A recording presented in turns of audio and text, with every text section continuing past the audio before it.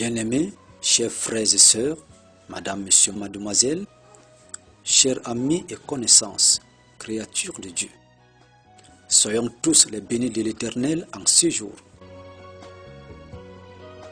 Dieu, créateur des cieux et de la terre, s'est montré bon en ces temps, en ces périodes, en ces jours, et a relâché en nous cette grâce qui est le don de vie, qui n'est pas passé à prix d'argent, mais par amour, sujet de louange à son égard. Donnons donc gloire à notre Dieu par son Fils Jésus-Christ. La parole de l'Éternel, la parole de vie, par le canal du Saint-Esprit, dans sa forme révélée, nous est parvenue en ces termes. Vide la maison, enlève toutes choses anciennes, vieilles et étrangères, et tout ce qui est encombrant. Puis, libère la place aux nouvelles choses et neuves, les ayant droit pour la nouvelle année. Telle est, bien-aimée, la parole de l'Éternel qui est venue pour toi, pour moi et pour nous, pour la gloire de Dieu, à travers le Saint-Esprit qui nous communique la pensée de Dieu, ce que Dieu attend de toi, ce que Dieu attend de moi, en plus de ce que le Saint-Esprit t'a parlé dans le secret. Lorsque la parole de l'Éternel nous parvient, bien-aimés, si elle n'est pas pour X, elle est pour Y, mais toutefois, chaque personne a quelque chose que Dieu adresse à travers cette parole. Que Dieu nous aide, que Dieu nous bénisse et qu'il nous donne les capacités de vivre sa parole. Dans le nom puissant de Jésus-Christ. Entrons donc dans le développement de cette parole pour une bonne compréhension. La maison ici, c'est quoi? Il s'agit de notre corps, notre vie. La Bible dit que nos corps sont le temple du Saint-Esprit. Et dans le corps qui est le temple du Saint-Esprit, Dieu a choisi le cœur de l'homme, auquel il doit faire son habitation. Donc, en bref, nous sommes donc une maison. Nous sommes la maison de Dieu.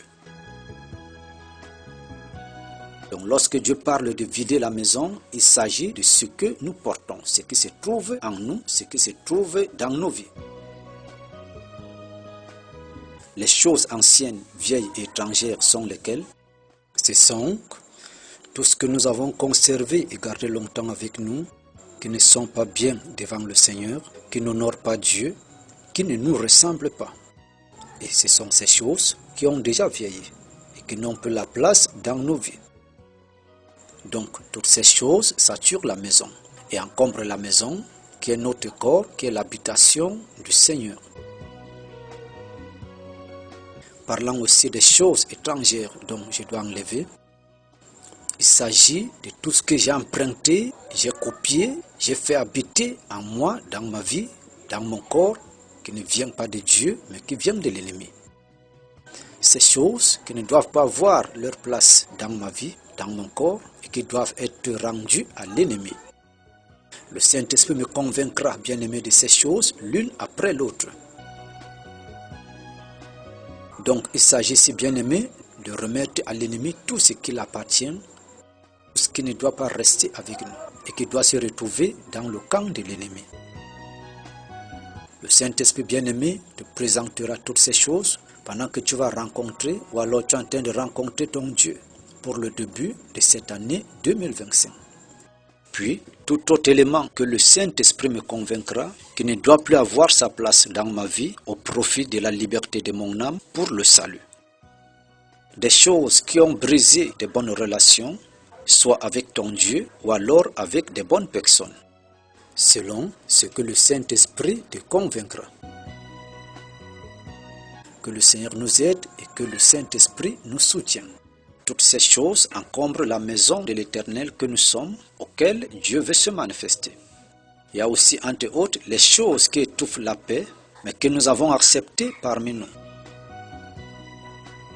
Et nous notons ceci, que par moments, ce que nous prenons que ce n'est pas un péché, Dieu trouve cela comme un péché. Et en somme, toutes ces choses ne sont que des étrangères dans la maison. Et aussi d'autres que le Saint-Esprit va nous communiquer, nous éclairer pour nous confirmer qu'elles ne sont que des étrangères dans nos vies. En outre, ces choses Si le Saint-Esprit t'a parlé de libérer la maison, de libérer certaines choses au profit des pauvres ou alors de ceux qui sont dans le besoin, fais-le sans hésitation, car Dieu a un nouveau programme avec toi et de nouvelles choses s'annoncent en ces temps qui arrivent. Bien-aimés, Dieu a de grandes réalisations en cette année pour nous. Peut-être cette parole est venue pour toi, qui connais les voies du Seigneur.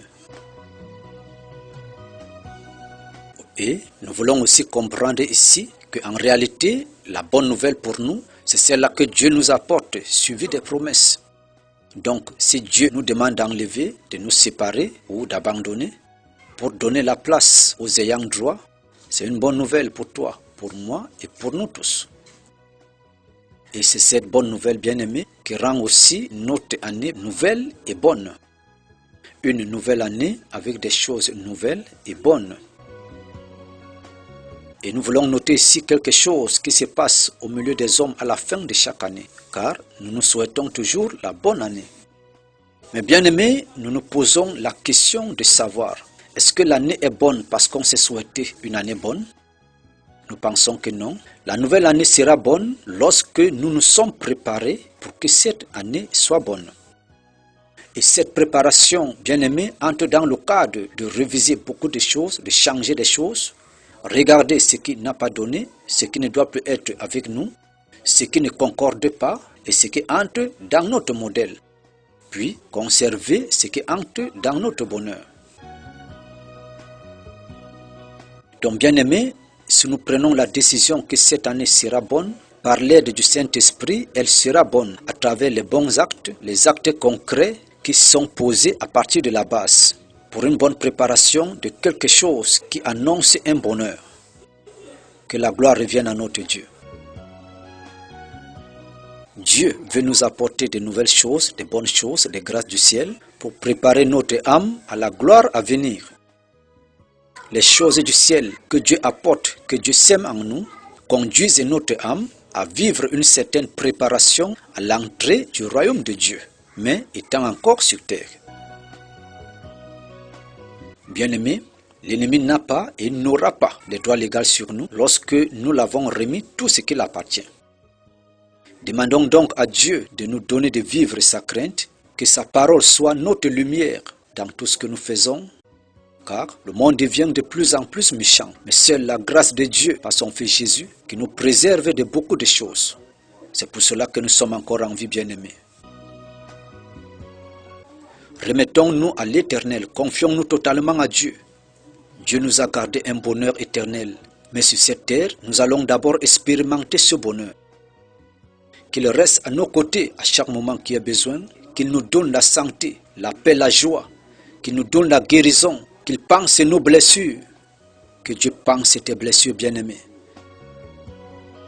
L'Éternel, le Dieu qui a créé toutes choses, désire le bonheur de l'homme. Il a fait pour nous des projets de bonheur, des projets de grâce, de faveur. Bien-aimés, si nous vivons encore, c'est par la grâce de Dieu. Car nuit et jour, la mort rôde autour de nous par nos ennemis. Mais Dieu n'a pas donné son dernier mot. Ses faveurs sont encore sur nous, ses faveurs sont encore sur toi. Remets-toi à Dieu, remets ton sort à l'Éternel. Il fera grâce, il agira. Reste confiant et surtout garde la foi et reste ferme. Avance avec le Seigneur, tu verras la gloire de Dieu. Bien-aimés, soyons tous bénis. Comme nous le disons, nous savons que Dieu fera de cette année une bonne année pour nous tous. Une année meilleure, une année de grâce. Et sachons une chose, bien-aimés, Jésus-Christ est à la porte. Cette génération ne passera pas. Nous sommes au 21e siècle. Bien-aimés, personne ne connaît le temps, ni l'heure, ni la minute. Mais il est à la porte. Il est à la porte. Préparons-nous, bien-aimés, pour l'arrivée de l'époux.